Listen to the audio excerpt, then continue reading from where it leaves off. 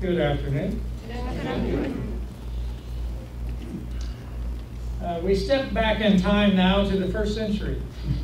We travel almost 7,000 miles east to the congregation of believers in the city of Corinth.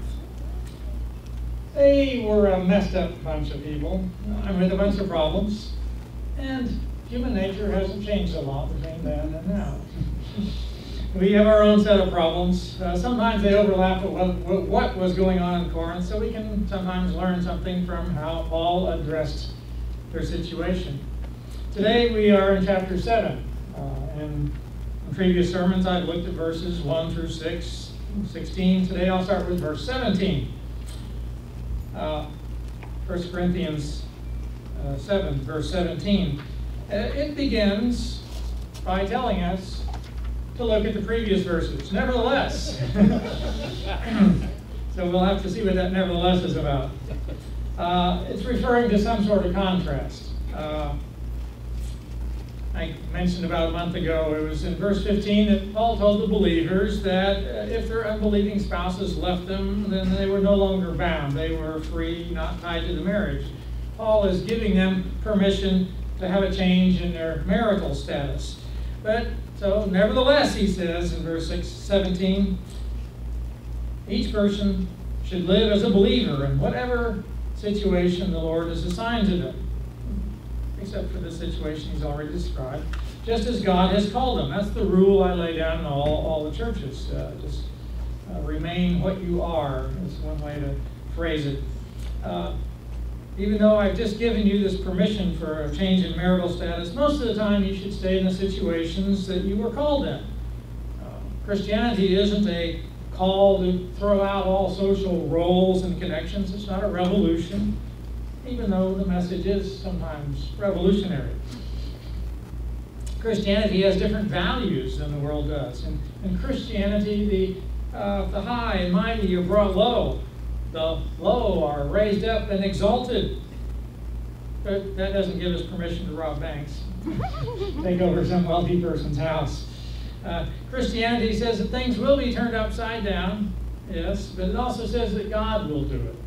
It's not a matter of us taking things into our own hands. It's a matter of accepting what God gives us when He gives it.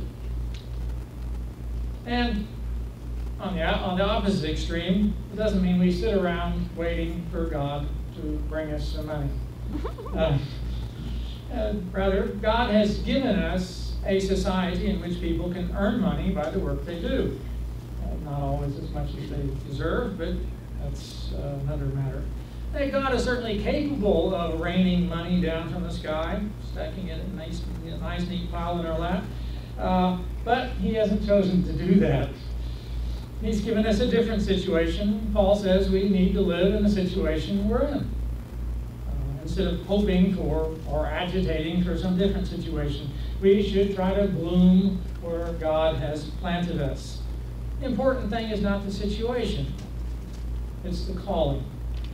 That's what changes the significance of everything else. Our situation today is different than it was in Corinth. We have more social mobility, for example. Our situation is that we can work to change our situation, as many of you have already done. Your situation was that you could do something about your situation. By doing that, you are living in the situation God has put you in. But even in a society where people talk about liberty, equality, fraternity, that's actually France, but it works in America too. We see a lot of mismatch between the way things are and the way things ought to be, and then the way things will be in God's kingdom. Paul is saying that's to be expected and, in a way, accepted. We are called to live the way of the kingdom, but not to force everybody else to. We don't take matters into our own hands to try to turn this world into God's kingdom. He'll do it His way and in His timing. Our role is to live in the meantime, to live the way of God's rule while we are in a society that doesn't. We don't set our hearts on the ways of this society and this world. We live as believers in the situation that we are in. We accept the circumstances. We are content with what we have, as Paul told us elsewhere. Now, as Paul gives us one example in verse 18. Was a man already circumcised when he was called?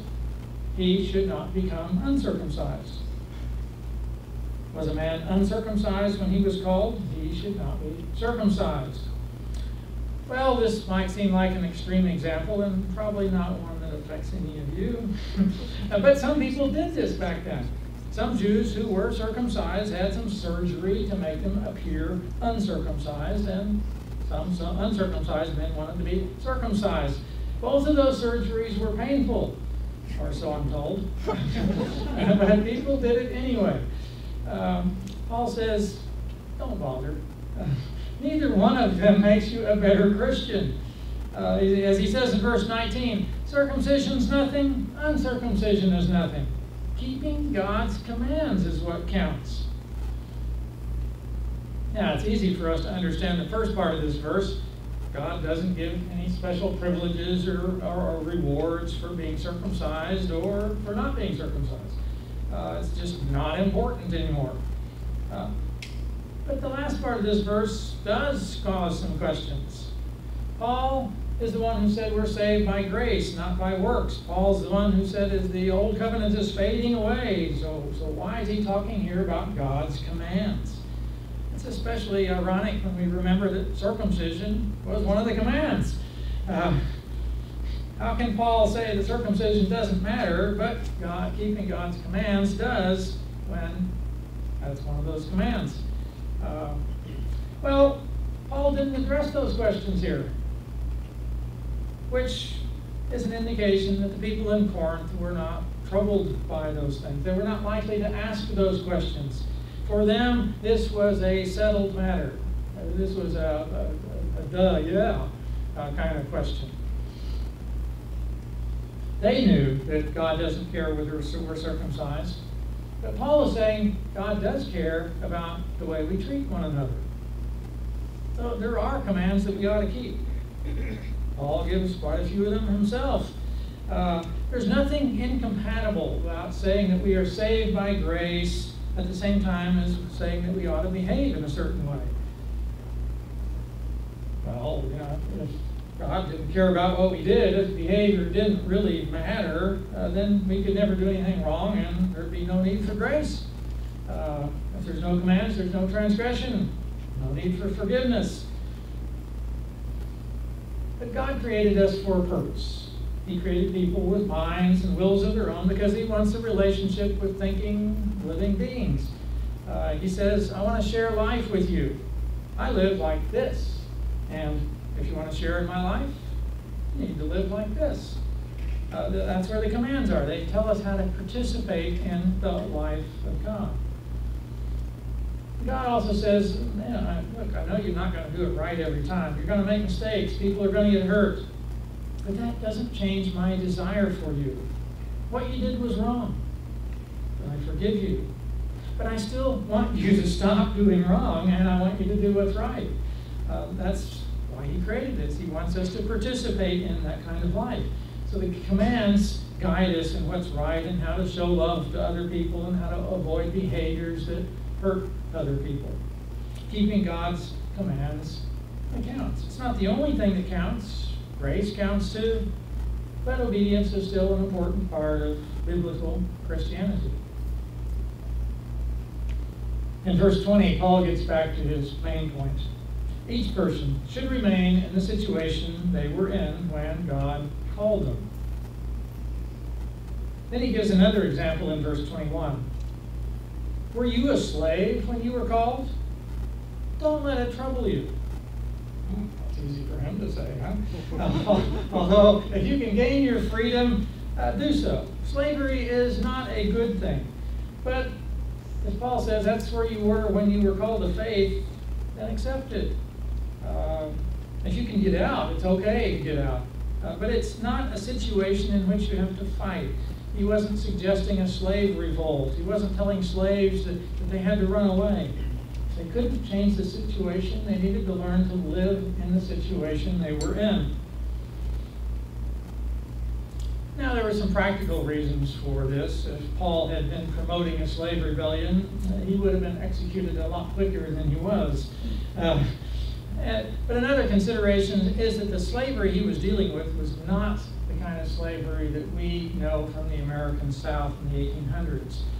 Paul was dealing with slaves in the cities where they were domestic servants, kind of like an indentured servant. They could actually buy their own freedom. Agricultural slaves on plantations had a lot more difficult lives.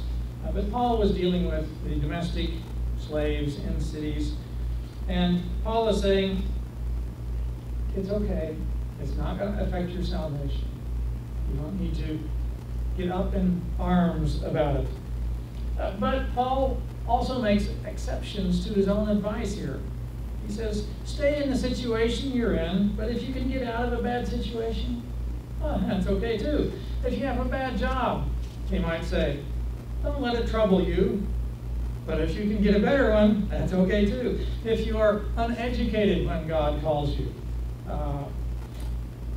you can accept it, or you can do something about it. If circumstances don't allow you to improve your situation, you don't let it trouble you. Be willing to accept it. Be willing to work your way out of it. Don't get too hung up on the circumstances of this life. It does not affect your salvation. Verse 22. For the one who was a slave when called to faith in the Lord is the Lord's freed person. Similarly, the one who was free when called is Christ's slave. So there's a reversal there, and everything in a way gets equalized. Everybody gets a new job description, a new definition.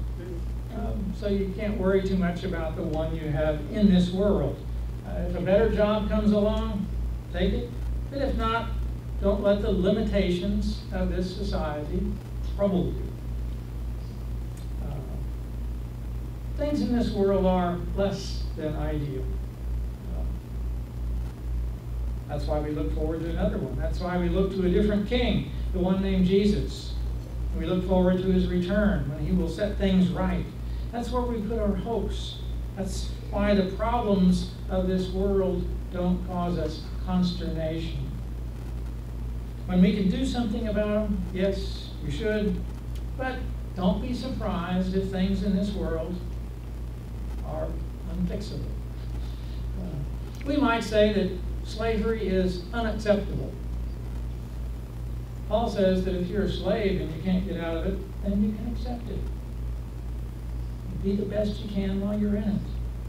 Today, there are various injustices in the world that we might say are unacceptable. We can try to get out of them. But if we can't, Paul would say, accept it. If you don't have a choice, the best choice is to learn to live in the situation you're in. That doesn't mean that we accept injustice that happens to other people.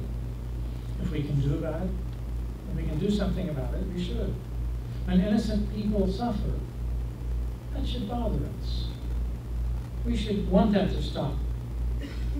But it's a fallen world. We should expect that there are problems that are beyond our ability to fix. We can't even fix all the problems we have with ourselves. We certainly can't expect to fix all the problems of other people. So sometimes it seems that we have to accept the unacceptable. And we can't do anything about the problem. We have to learn to live with it as best we can. And different Christians are going to make different decisions about whether they can do something about it. That's because people have different abilities. Some people can make an impact on the problem and other people can't. So it shouldn't be any surprise that some people will choose to fight the problem and others will choose to live with it. But people on both sides of the issue should be able to agree on several things. First, that it's a problem. People are getting hurt. People are not living the way they're supposed to. This world isn't perfect, and we don't put our faith in this world. Our hearts and hopes are set on Jesus, on what he's done for us, what he is doing, and what he will do in the future. We can be sorrowful about the problems that exist. We can try to see if we can do anything about them.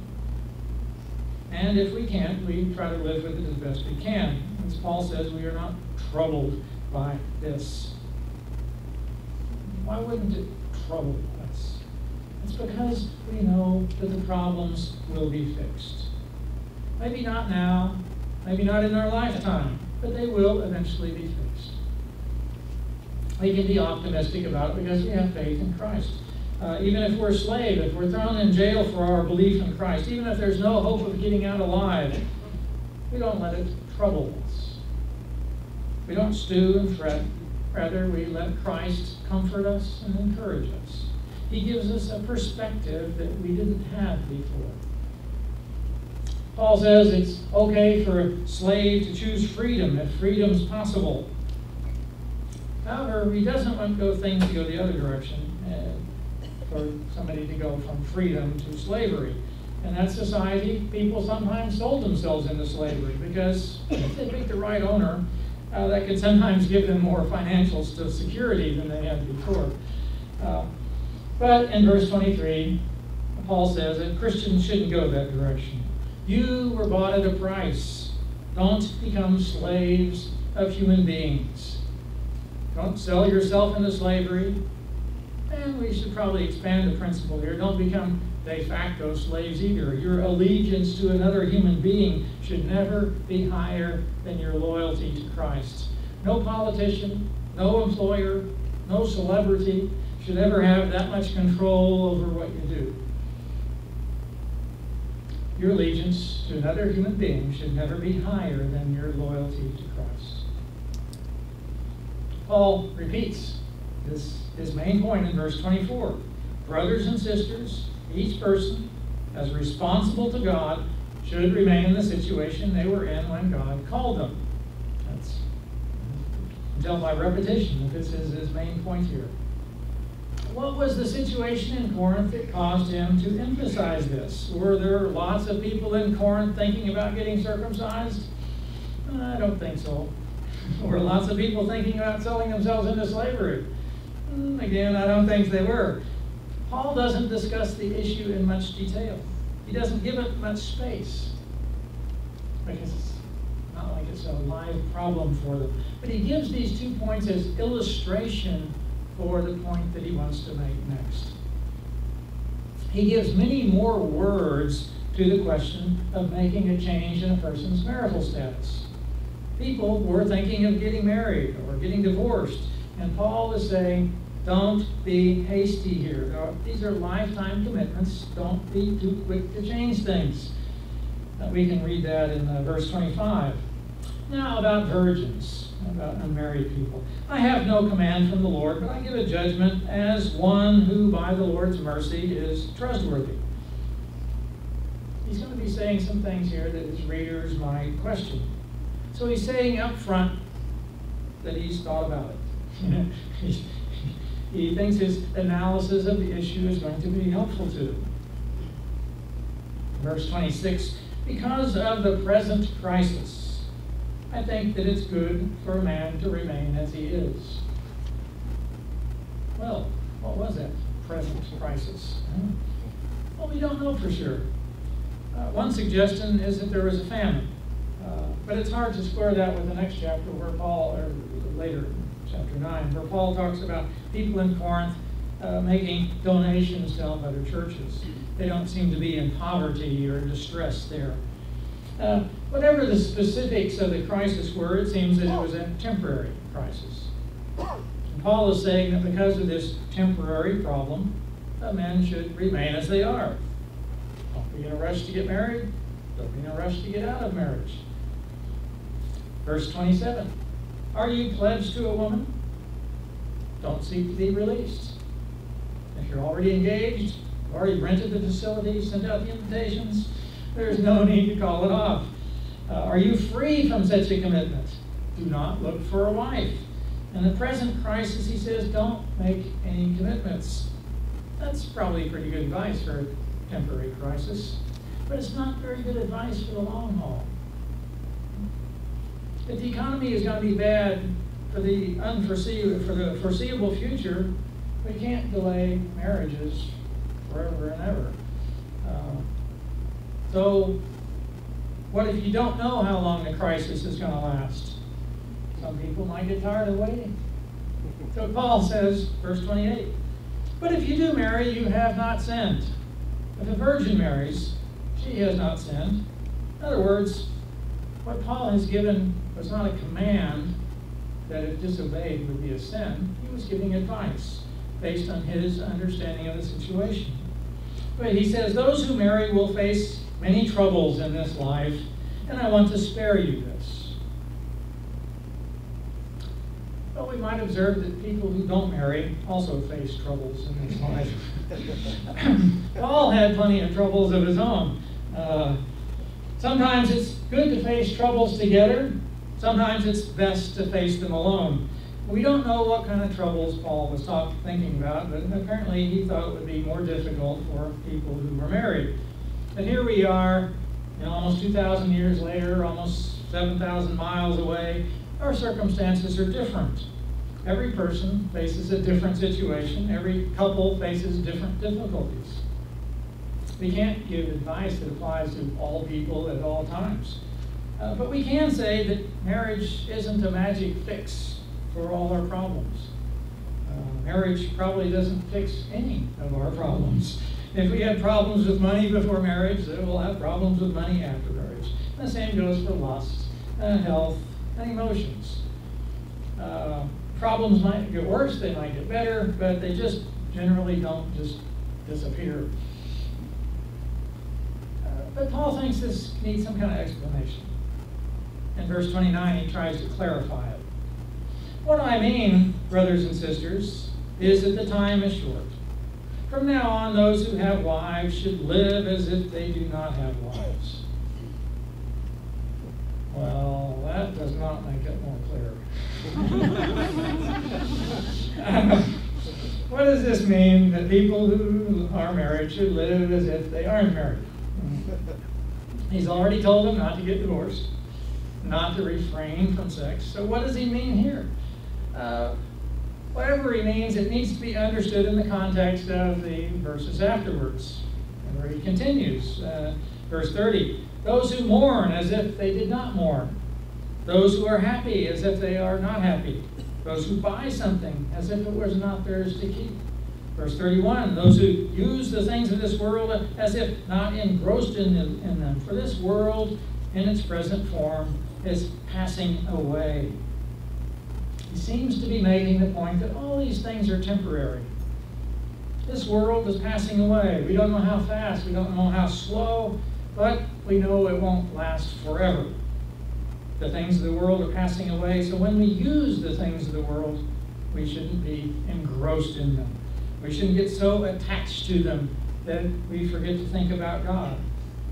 We shouldn't give all of our allegiance and all of our energy and hope on the temporary things of this world.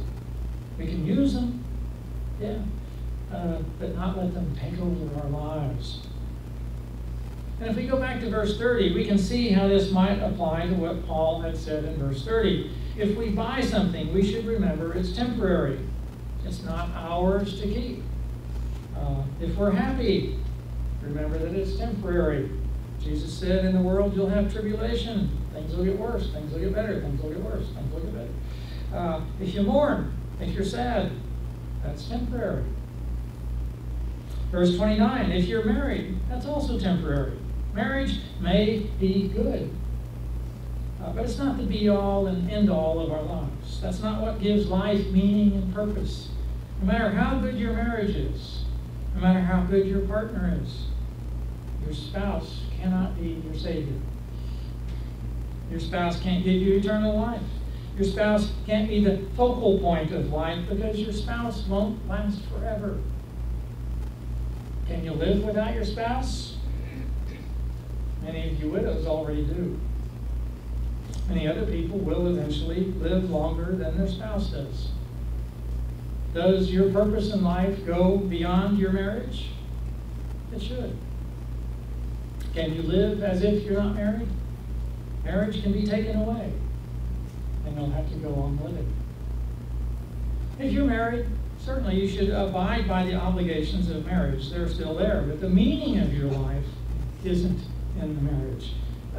meaning of life can be expressed in a marriage, but it's not the sum total of who we are. There may come a day when we'll have to give it up. Marriage is temporary. It's not the purpose of life. The people in Corinth had all sorts of questions about marriage, and some were tempted to make hasty marriages. Paul's trying to put things into perspective for them. Let's give this some time, he seems to say. Verse 32, I would like you to be free from concern. An unmarried man is concerned about the Lord's affairs, how he can please the Lord. Well, that's not always true. Paul knows quite well that some unmarried men don't care anything about the Lord. But Paul is presenting an ideal here. He's saying that it's possible for an unmarried man to focus on the Lord's affairs. You don't have to get married in order to serve the Lord. But a married man, he says in verse 33, is concerned about the affairs of this world, how he can please his wife. And again, we have to see that as a possibility, not a statement that's always true for all people. Not all married men are so focused on their wife that they're unable to serve God. It's possible for a couple to serve together. But Paul's trying to get the men in Corinth to think about marriage in a different way. They shouldn't be in a hurry to get married. There's no better, you're not a better Christian if you get married than if you don't. There can be advantages to being single and more advantages to being married. And in verse 34, Paul says basically the same thing from a woman's perspective. An unmarried woman or virgin is concerned about the Lord's affairs. Her aim is to be devoted to the Lord in both body and spirit. But a married woman is concerned about the affairs of this world, how she can please her husband. An unmarried woman can devote her time to the Lord. She doesn't have to get married in order to be a good Christian. Married people can get distracted away from the Lord. They don't have to, but that's what happens sometimes. Verse 35, I'm saying this for your own good, not to restrict you, but that you may live in a right way in undivided devotion to the Lord. Paul's giving advice here, not commands. He's not trying to deprive the people, but he's trying to help them think about what they're doing. In verse 36, he gets back to the specific situation in Corinth. If someone is worried that he might not be acting honorably toward the virgin he's engaged to, and if his passions are too strong and he feels he ought to marry, he should do as he wants. He's not sinning. They should get married. So if a couple has already made these commitments to each other, it's okay to go ahead with them. Don't take what I write here as an ironclad wall, he's saying. If you decide something else, it's not a sin. Go ahead, make your own decisions. Do what you decide to do. But I want you to think about why you might want to do something else. Verse 37, but the man who's settled the matter in his own mind, who is under no compulsion, but has control over his own will. This is a kind of a standard description in Greek society of how people can make good decisions. They're not under compulsion. They're have themselves under control. And he's made up his mind not to marry a virgin. This man also does the right thing. If he calls off the marriage, that's okay too. If the original decision was done in haste, it's probably best to call it off. Verse 38, he summarizes. So then, he who marries the virgin does right, but he who does not marry does better. It was better for first century Corinth, but not necessarily so today. We have our own circumstances, our own considerations, our own difficulties, and we have to make our own decisions in the situations we're in.